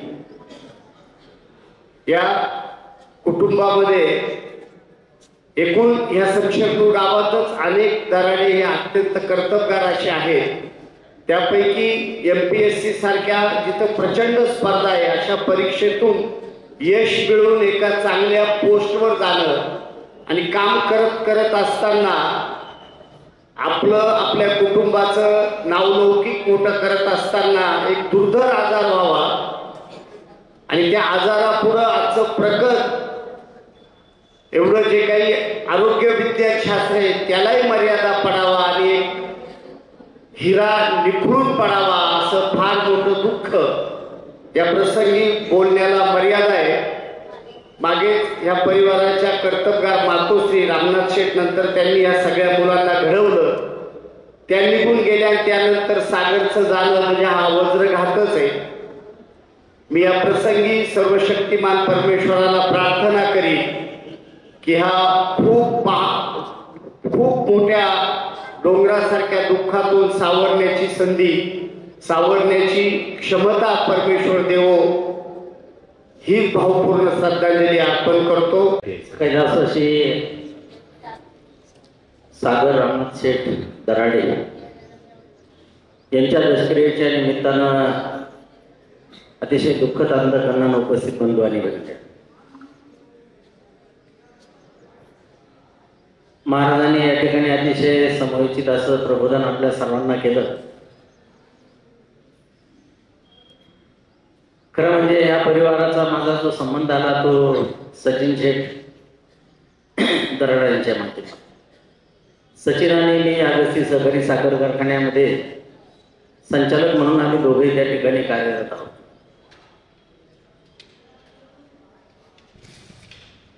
अनेक वक्त्यांनी सांगितल्याप्रमाणे वडिलांचं निधन झालं, मातोश्रींचं निधन झालं, कुटुंबातील अनेक मनाला चटका लावतील अशा प्रकारचे व्यक्तिमत्व गेले. आणि त्या परिस्थितीतून जी माणसं पुढे येतात त्यांच्यामध्ये प्रेम, वात्सल्य, मातृत्व या गोष्टी पाहायला मिळतात. सचिनची कधीही बोला, सचिनने कधीही फोन करू द्या, त्याच्या भाषेमध्ये इतकी मृदुता असते का ते एक वेगळ्याच प्रकारचे व्यक्तिमत्व घडत जातं. वडिलांच्या निधनानंतर मातोश्रींनी ही सर्व मुलं घडवली आणि हे मुलं घडवीत असताना त्यांना झालेले अपार कष्ट, श्रम, नाते परिवारानं दिलेला आधार, याच्यातून हा परिवार उभा आहे. आणि हा परिवार उभा राहत असताना सागर सारखा मुलगा एखादा MPSC होतो, चांगल्या पदावर काम करतो आणि त्याचंही जेव्हा जाणं होतं तेव्हा सचिन सारखा मनुष्य निश्चितच खचून गेल्याशिवाय राहत नाही. मोठ्या आजारात मोठमोठाले आजार ह्या कुटुंबामध्ये येऊन गेले. खर्चिक आजार होते, खर्चही झाला. सचिन तो खर्चही फेडतोय, ते कर्जही फेडतोय, हे मी स्वतःही पाहतोय. अनेक मनातल्या गोष्टी तो आमच्याशी बोलत असतो, कौटुंबिक प्रापंचिक ज्या गोष्टी आहेत त्या आमच्याशी मित्र म्हणून बोलत असतो आणि त्याच्यातून सावरण्यासाठी आम्ही त्याला आधार देतो. परंतु बंधूंच्या जाण्यामुळं निश्चितच सचिन अजून या ठिकाणी खचल्यासारखा झालाय, हे गेले 10 दिवसामध्ये पाहायला मिळालं. परंतु मी सचिनला सांगेन, तुझे नातेवाईक जे आहेत हे सगळे चांगले लोक आहेत. उगले सरांचा माझाही चांगला जवळचा संबंध आहे. ही मंडळी तुला आधार देतील, त्यांचा आधार घे आणि हा परिवार पुन्हा उभा कर, एवढंच या ठिकाणी सांगतो. सागरच्या जाण्यानं निश्चितच संपूर्ण समाजाला, नातेवाईकांना, मित्रमंडळींना सगळ्यांनाच दुःख झालं. ह्या दुःखातून सावरण्यासाठी मी माझ्या कुटुंबातर्फे आमच्या अगस्ती साखर कारखान्याचे चेअरमन आदरणीय गायकर साहेबांतर्फे सागरला भावपूर्ण श्रद्धांजली अर्पण करतो. परमेश्वर त्यांच्या आत्म्यास सद्गती देव अशा प्रकारची सद्भावना व्यक्त करतो आणि थांबतो. यानंतर सन्माननीय दत्ता जाधव सर आणि आपल्यातून 10 दिवस झाले. त्यांच्या दशक्रिये निमित्तानं हरिभक्तपरायण नागरी महाराजांनी सुंदर अशी प्रवचनरूपी सेवा केली. त्यांचे आभार व्यक्त करतो. खऱ्या अर्थानं या दराडे परिवाराशी आमचा जाधव परिवार या ठिकाणी कौटुंबिक जिव्हाळ्याने एकरूप असा होता. स्वर्गीय रामनाथ शेठ दराडे यांनी या परिसरामध्ये काम करत असताना अनेक कुटुंबांना आधार देण्याचं काम केलं. त्यापैकी आमचा जाधव असा परिवार रामनाथ शेठ दराडेंनी दिवाळी असो, सण उत्सव असो, त्या काळामध्ये कपड्याचा बाजार असेल, किराणा बाजार असेल, या माध्यमातून या कुटुंबांना आधार देण्याचं काम केलं. आणि अपघातात त्यांना जावं लागलं त्यावेळेस मी 8वीला होतो. खऱ्या अर्थानं तेव्हाच रामनाथ शेठ दराडे गेले आणि या परिसराला एक चांगलं सामाजिक आणि राजकीय व्यक्तिमत्वाला मुकावं लागलं. तोच मोठी या परिसराची हानी झाली आणि त्यांच्या पश्चात त्यांची 3 मुलं, सचिन असेल, सागर असेल, अतुल असेल, अतिशय चांगला असा परिवार. आणि त्यातूनही सागरला जावं लागलं. निश्चितच कुटुंबाच्या बाबतीत बोलण्यासारखं आहे. खूप वेळ झालेला आहे. सागरला जाण्याने, सागरच्या जाण्याने या परिवाराला जे काही दुःख झाले त्यातून सावरण्याची परमेश्वर त्यांना शक्ती देऊ, हीच आज या ठिकाणी प्रार्थना करतो. थांबतो. धन्यवाद. या सागरच्या जाण्यासाठी आपण सर्वजण या ठिकाणी उपस्थित आहोत. खूप मोठं दुःख उराशी बाळगून या परिवारावर आपण सर्वजण स्नेहाचं आणि आपुलकीचं नातं नेहमी ठेवत आलो आणि दुःखाच्या प्रसंगी फार मोठं दुःख उराशी बाळगून आपण आलो आहोत. श्रद्धांजली हा केवळ शब्दांचा खेळ आहे. ना शब्दाने कुटुंब सावरतं, ना सांत्वनाने कुटुंब सावरतं, पण शेवटी जीवन आहे. आणि जीवन म्हटलं की संघर्ष, आणि संघर्षाशिवाय कधीही उत्कर्ष होत नाही. म्हणून अशाच प्रकारचा संघर्ष जीवनात प्रापंचिक पातळीवर करून अनेक माणसं आपल्या जीवनाबरोबरच्या संघर्षामध्ये काही साध्य करण्याचा प्रयत्न करत असतात. आणि संघर्ष करत असताना जेव्हा काही साध्याचा पाठलाग आपण करतो तेव्हा ते साध्य करण्यासाठी आयुष्याच्या प्रवासामध्ये अनेक प्रकारच्या संघर्षाचे मार्ग आपण निवडतो. अशाच प्रकारचा एक संघर्षाचा मार्ग सचिनच्या परिवारातील सागरने निवडला होता. आणि MPSC सारखी एक अतिशय कठीण आणि अवघड परीक्षा उत्तीर्ण होऊन या गावाचं नाव कमवलं, या गावाला एक नाव दिलं आणि कुटुंबात सुद्धा एक स्वतःचा लौकिक निर्माण केला. परंतु तरी सुद्धा निसर्गाने, नियतीच्या पुढे कुणीच नसतं. पण काळालाही ते मान्य नव्हतं. आज सागर आपल्यामध्ये नाही. अनेक दिवस दुर्धर आजाराशी संघर्ष करून एक अतिशय तेजस्वी, ओजस्वी, अतिशय मितभाषी आणि निर्मळ अंतकरणाचा हा हर होणारी अशा प्रकारचा मुलगा आपल्या सर्वांमधून निघून गेला. आणि केवळ आपण इथं शब्दांचे खेळ मांडू शकतो, बोलू शकतो, परंतु त्या परिवाराला ज्या दुःखाला सामोरं जावं लागतंय त्याची किंमत ही आपल्याला न मोजता येणारी एवढी मोठी आहे. या परिवारामध्ये सचिन प्रमुख आहे. आईवडिलांच्या नंतर सुद्धा सचिननं सर्व प्रकारच्या जबाबदाऱ्या पार करून सागरसह त्या परिवाराला एका वेगळ्या मंचीवर नेण्यापर्यंतचा प्रयत्न केला. आणि एवढं करून सुद्धा ज्या वेळेला इतक्या मोठ्या सगळ्या दुःखाला कवटाळून आई वडील, त्याच्यानंतर आता सागर, हे सगळं कसं पचवणं हे किती अवघड आहे हे मला वाटतं आपल्या सर्वांना शब्दामध्ये नाही मानता येणार. परंतु एकच गोष्ट आता होऊ शकते की सचिनला शेवटी सावरावं लागेल, परिवाराला सावरावं लागेल आणि कधीतरी या जगाच्या बाजारात डोकून पाहावं लागेल की जसं आपल्यावर दुःख आलंय असं दुःख मिनिटाला या समाजव्यवस्थेमध्ये प्रत्येक कुटुंबामध्ये वेगवेगळ्या मार्गाने येत असतं. त्यामुळे जगात सुद्धा दुःख आहे हे मान्य करून आपल्याला सावरणं हाच केवळ एक पर्याय आहे. एवढंच या निमित्तानं आपल्या सर्वांच्या समोर मी सांगतो. सागरची आठवण सर्वांना सदोदितपणे कायमस्वरूपी आपल्या मनात घर करून राहील, येत राहील.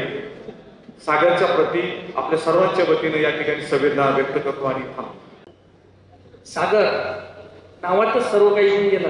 एक ज्ञानाचा अथांग सागर होता, मार्गदर्शनाचा सागर होता. आमचा जेमतेम सहवास हा 8 वर्षाचा फक्त एक जावई म्हणून. त्यांचं राहणं अमरावतीला होतं, आम्ही त्याच परिसरातले. आणि आज आपण त्यांचं एक दुःखद निधन झालं. या परिवारावरच नव्हे तर मित्र परिवार, सासूरवाडीकर परिवार या सर्वांवर हा जो दुःखाचा डोंगर कोसळला. महाराजांनी आता सांगितलं, नागवे महाराज म्हणाले की आपल्याला तटस्थ राहायचंय. महाराज अशा तटस्थ राहणार आहे तो देव असते, नाही तर तो संत असते. आपण शूद्र मानव अशा दुःखात नाही तटस्थ राहू शकत. राष्ट्रसंत तुकडोजी महाराज खूप सुंदर भजन आहे. जिना हक का बाना है, मरना हक का बाना है, जिना उदाहरण आहे. तुमचं जीवन हे उदाहरण आणि मरण हे हक्काचं, हक्क आहे. हक्क इथे जावंच लागतं. यानंतर तुकाराम महाराज सांगून गेले की एका मरणाची सरे उत्तमची उडे कीर्ती मागे. आता काय फक्त कीर्ती आहे सागरची आणि तीच आपण जपायचे, समोर न्यायचे. 8 वर्षापासून या गावात, आमचं गाव जवळपास 450 ते 500 किलोमीटर पासून, माझं 5 ते 6 वेळ इथे येणं झालं. या परिवारात मला एक स्थितप्रज्ञ माणूस दिसतो, सचिन दराडे. कर्णाच्या भूमिकेत जे कर्णाला दुःख झालं होतं ना, ते दुःख सचिन शेटला झालेलं आणि त्याही दुःखाच्या स्थितीत तो माणूस धीर गंभीरपणे या परिवाराच्या मागे उभा राहतो. हे दुःख न सांगण्यासारखं आहे. पंढरीनाथ पांडुरंगाच्या चरणी या गावाला, या परिवाराला आणि आमच्याही परिवाराला दुःखातून सावरण्याची ईश्वर शक्ती देव, हीच प्रार्थना करतो. आणि वाशिम, अकोला, अमरावती आणि परतवाड्याहून आलेली आमची सर्व मंडळी यांच्या वतीने भावपूर्ण श्रद्धांजली अर्पण करतो. रामकृष्ण. यानंतर समुदाय या गावचे भूमिपुत्र आणि अगस्ती सहकारी साखर कारखान्याचे विद्यमान संचालक आमचे भाचे सचिन दराडे यांचे बंधू सागर रामनाथ शेठ आव्हाड यांचं आज 10 दिवसापूर्वी दुःखद असं निधन झालं.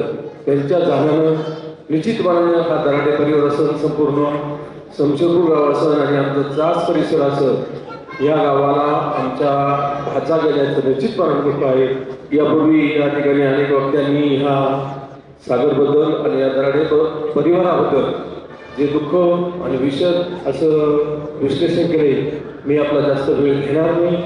सागरला परमेश्वर त्यांनी चांगली जागा मिळाली, त्याच्या आत्म्याला शिक्षण आणि सद्गती लावावी अशी मी आपल्या उपस्थित सर्वांच्या वतीनं, आमच्या भाबड परिवाराच्या वतीनं, गावाच्या वतीनं सागरला भावपूर्ण श्रद्धांजली व्यक्त करतो आणि थांबतो. रामकृष्ण. यासाठी सागर रामनाथ शेठ दराडे यांच्या दशक्रियानिमित्त उपस्थित असलेले सर्व त्यांचे दुःखांकित पाहुणे, सर्व ग्रामस्थ, या जागेच्या निमित्तानं जास्त निरूपण झालं असे हरिभक्त परायण नागरे महाराज. गत 10 दिवसापूर्वी आमच्या सचिन शेठ दराडेंच्या कुटुंबावर एक असा खरं देवाने घालाच घातला असं म्हणावं लागेल. कारण एक होतकरू राजगंडा स्वभावाचा असा हा सागर खरं तर या छोट्याशा खेड्यात लहानचा मोठा झाला, चांगलं शिक्षण घेतलं, चांगला उद्योग केला आणि कसा गोकुळासारखा प्रपंच चालू असताना खरं तर या कुटुंबावर परमेश्वराने आघात केला. खरं आमचा मित्र आहे गोरडे, त्यांचे हे मित्र होते आणि म्हणून सागरचा लौकिक मी खूप दिवसापासून खरं तर ऐकत होतो. परंतु दुर्दैवाने या कुटुंबावर खूप मोठा असा, अजून तर खूप आयुष्य जाणार होतं. सागरची पत्नी सोनल असेल, सागरची लाडकी कन्या देवज्ञा असेल, खरं तर दोघेही चांगल्या सरकारी नोकरीला, मुलीच्या शिक्षणाचे अनेक स्वप्न या नवरा बायकोनी खरं तर जीवनात बघितले असतील. परंतु हे सगळं अपुरं राहिलं. आता सोनल व सचिन शेट्टी मोठ्या जबाबदाऱ्या आहे आणि खरं तर त्याची ती शिवाज्ञा आहे, तिला बाबा तिचा भविष्य दाखवेल का मी माहीत नाही. परंतु खरं तर हे दुःख पेलवणं खूप अवघड आहे या कुटुंबावर. आपण सर्वजण आज सांत्वन करू, काही नातेवाईक 13 वेळेला येतील, वर्ष श्राद्धाला येतील, परंतु शिवाज्ञाला तिचा बाप कधी भेटणार नाही, सोनाला तिचा नवरा कधी भेटणार नाही. आणि हे दुःख या कुटुंबालाच खरं तर माहीत आहे. खरं तर देवाला जर मुलांना फोन करायची मानक सोय असती, जर मुलांनी त्या शिवाज्ञांनी जर देवाला फोन करायची सोय असती तर शिवाज्ञांनी देवाला फोन केला असता आणि देवाला शिवाज्ञा म्हणली असती. म्हटले होते जाऊ दूर, एकटेच गेले किती दूर, त्यांना म्हणावा येऊन जा, गोष्ट पुरी करून जा. परंतु हे आता होणे नाही आणि म्हणून सोनल असेल, शिवाज्ञा असेल, सचिन शेठ असेल, या पूर्ण दराड्या कुटुंबाला जे दुःख झालं त्या दुःखातून सावरण्याची शक्ती परमेश्वराने या कुटुंबाला द्यावी. मी भारतीय जनता पार्टी महाराष्ट्र प्रदेशाच्या वतीनं, जिल्हा परिषद अहिल्यानगरच्या वतीनं, आमच्या वेळगावच्या सर्व ग्रामस्थांच्या वतीनं या आमच्या सागर भाऊला शब्दरूपी सुमनांजली अर्पित करतो. धन्यवाद. माझी पत्नी हे दोघे अगदी 30-32च्या आतले, त्या झाल्याने सर्वांना दुःख होणं स्वाभाविक आहे. अतिशय तरुण वयामध्ये आणि अतिशय दुःखाच्या घटना त्या सचिनच्या जीवनामध्ये घडल्या. आपल्याला महाराज माहिती असेल का 500-600 वर्षापूर्वी जे असे संकट अपघात घात जे होत असतात त्याच्याबद्दल कबीरदासाने एक दोहा सांगितलेला आहे. कबीरदास असे म्हणतात का कोणतीही बला यायची असेल तर ती काही टळत नसते. त्याच्यामुळे आई बला टळती नाही दवासे ना दुवासे. आई बला टळती नाही दुवासे ना दुवासे. दुवासे अगर टळती तर एक फकीर ना मारला. दवासे अगर टळती तर एक अमीर ना मारला. याचा अर्थ असा आहे का किती श्रीमंत माणूस झाला तरी त्याला आजार असला तरी तो जात नाही आणि किती आशीर्वाद असले तरी तो साधू संत केल्याशिवाय राहत नाही. खऱ्या अर्थाने ह्या कुटुंबाने बरेचसे प्रयत्न केले. त्याच्यामध्ये सचिनचा मोठा सिंहाचा वाटा होता. सचिनवर ही मोठी जबाबदारी आली. त्यांनी त्यांची बरीचशी सेवा केली. दवाखाना झाला पुष्कळ उपचार केले परंतु काळाला मान्य नव्हतं देवाला मान्य नव्हतं. त्याच्यामुळे आपल्याकडून तो घेऊन गेला. त्याचप्रमाणे तुकाराम महाराजांचा एक श्लोक आहे याच पद्धतीचा. महाराज तुकाराम महाराज म्हणतात अनंत असते किती घेशी दो करावी नेईल असते किती रक्षी दो करावे. म्हणजे परमेश्वरी तर द्यायला लागेल तो खूप देतो न्यायचा असतो तर त्याला वेळच लावून देत नाही. अशा दुःखद घटना या दारडे कुटुंबाच्या जीवनात आलेल्या आहेत. अतिशय प्रामाणिक साधस कायम मनमिळाव स्मित हास्य असणारा सागर आपल्यातून गेलेला आहे. खऱ्या अर्थाने हे दुःख फार त्या कुटुंबावर असं नाही आपल्या सर्वांवर आहे परंतु ते सावरण्याची शक्ती परमेश्वर त्यांना नक्कीच देईल. आणि कधी काही मदत लागली तर आमचा परिवार त्याला कायम त्याच्या मदतीला उभा राहील. मी सागरच्या जाण्याने या सगळ्या दाराडे कुटुंब उगले कुटुंब आणि हुंदे कुटुंब यांना जे दुःख झालं ते दुःख सावरण्याची शक्ती देऊ. मी आमच्या गामले परिवाराच्या वतीने त्यांना भावपूर्ण श्रद्धांजली अर्पण करतो आणि भावपूर्ण आदरांजली देत असतो विनोदजी हाटे.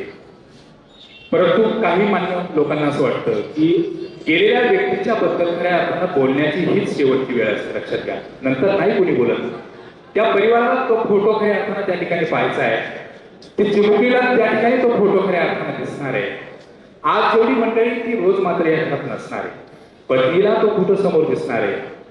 त्या चिमुकलीला तो फोटो दिसणार आहे. तळपळे साहेब दुःख महाराजांनी मगाशी सांगितलं दुःखाचं वर्णन हे कदापि करता येणार नाही. सुखाची गाथा निर्माण करता येऊ शकते पण दुःखाची कदापि येणार नाही. मी तुमच्याकडून सूत्रसंचालन जरी करत असेल तळपळे साहेब विनोदजी हांडे यांना माझा परिवार माहिती आहे. नामदेव विष्णुभाऊंना माहिती आहे. संदीप भाऊंना माहिती आहे. सगळ्यांना माहिती आहे. दत्ता भाऊंना माहिती आहे. मी तुमच्याकडूनच आता जे सूत्रसंचालन करतो ना महाराज मला किती दुःख आहे माहिती का. माझे 2 सख्खे भाऊ एक्सपायर झाले 3 ते 4 वर्षापूर्वी. माझा मोठा भाऊ शेततळ्यामध्ये आणि भावाचा मुलगा पण शेततळ्यामध्ये पडला. माझा 2 नंबरचा भाऊ जसा सागरला आजार होता तसा आजार होता. आता खरं बोलू का पुढचं की आज कालची एक गोष्ट आहे माझ्या घरातली की वडील सुद्धा अगदी शेवटच्या याला आहे परंतु तरी एका मित्राच्या दुःखामध्ये सहभागी होण्यासाठी या ठिकाणी आलो.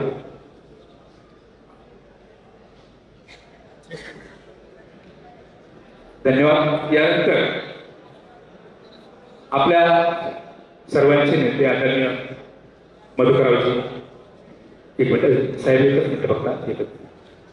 या शुद्ध पितापुटी फले रसाळ गोमटी आणि जो आवडे सर्वांना तोच आवडे देवाला या युक्तीप्रमाणे या कुटुंबाच्या बाबतीत झालेला आहे. गेल्या 10 दिवसापूर्वी स्वर्गीय सागर दराडे यांचं निधन झाले आणि त्या दसऱ्याच्या निमित्ताने महाराजांनी सांगितलं हे दुःख नाहीये तर हे मोठी अतिशय दुर्दैविक अशी घटना आहे. याचं कारण असं की हे कुटुंब 30-40 वर्षापूर्वी 1985 पासून माझा या परिवाराशी संबंध आलेला. मी असेल गोविंदराव जाधव असेल आणि रामनाथ शेठ दराडे असेल आम्ही एकाच परिवारातले असं आम्ही समजायचो. कारण रात्री अपरात्री मला ती तारीख अजून आठवती. सचिनचं नाव घेतलं की 10/5/1995 ही तारीख मला अजूनही माझ्या आयुष्यातली सतत हृदयात असणारी घटना आहे. याचं कारण असं आहे की त्या रात्री आम्ही 12-1 वाजेपर्यंत एकत्र होतो, प्रवास करीत होतो. त्यांच्याकडे ती पूर्वीची जीप असायची. त्या जीपमध्ये आम्ही गोविंद जाधवांना सावरगावला सोडलं आणि समशेरपूरला येऊन तिथं आमच्या सुमन वहिनीच्या हातचे जेवण केलं आणि नंतर मला 12 वाजता रामनाथ शेटने हाकारी इथे सोडलं. आणि दुसऱ्या दिवशी 11 वाजताच्या घटनाला त्यांचा असा दुर्दैवी अंत झाला. हे मी ती तारीख अजून विसरणार नाही. आणि त्या कालखंडात सचिन असेल, सागर असेल, अतुल असेल, हे सर्व मुलं आमच्या मांडीवर खेळणारे मुलं. आणि त्यातही वडिलांचं दुःखाचं डोंगर असताना त्या कालखंडामध्ये वडील असतील, रामनाथ शेटचे मधू असेल, त्यावेळेस ते शेती सांभाळणारे हे दोघंही होते. आणि हे मुलं बारीक बारीक असताना यांचा सांभाळ करणं सुमन वहिनीवर अतिशय टोकाचा येऊन बसलेला होता. आणि सचिनना ही धुरा पूर्णपणे या कुटुंबाची सांभाळली. आणि सागरसारखा एक तरुण मुलगा या पोस्टपर्यंत जातो, या गावचं नाव अख्ख्या महाराष्ट्रभर पोहोचवतो आणि त्याचाही दुर्दैवी असा अंत होतो. या वेदना किती असतील हे प्रत्येकाला माहिती आहे. मी माझ्या परिवाराच्या वतीने, आमच्या एकंदरीत कुटुंबाच्या वतीने आणि कहाकारीच्या वतीने मी आदरणीय या परिवाराच्या दुःखात सहभागी आहे.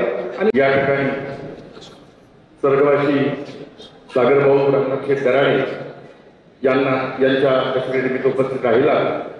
आपण सर्वजण त्यांना श्रद्धांजली अर्पण करण्यासाठी या ठिकाणी आलेलो आहोत.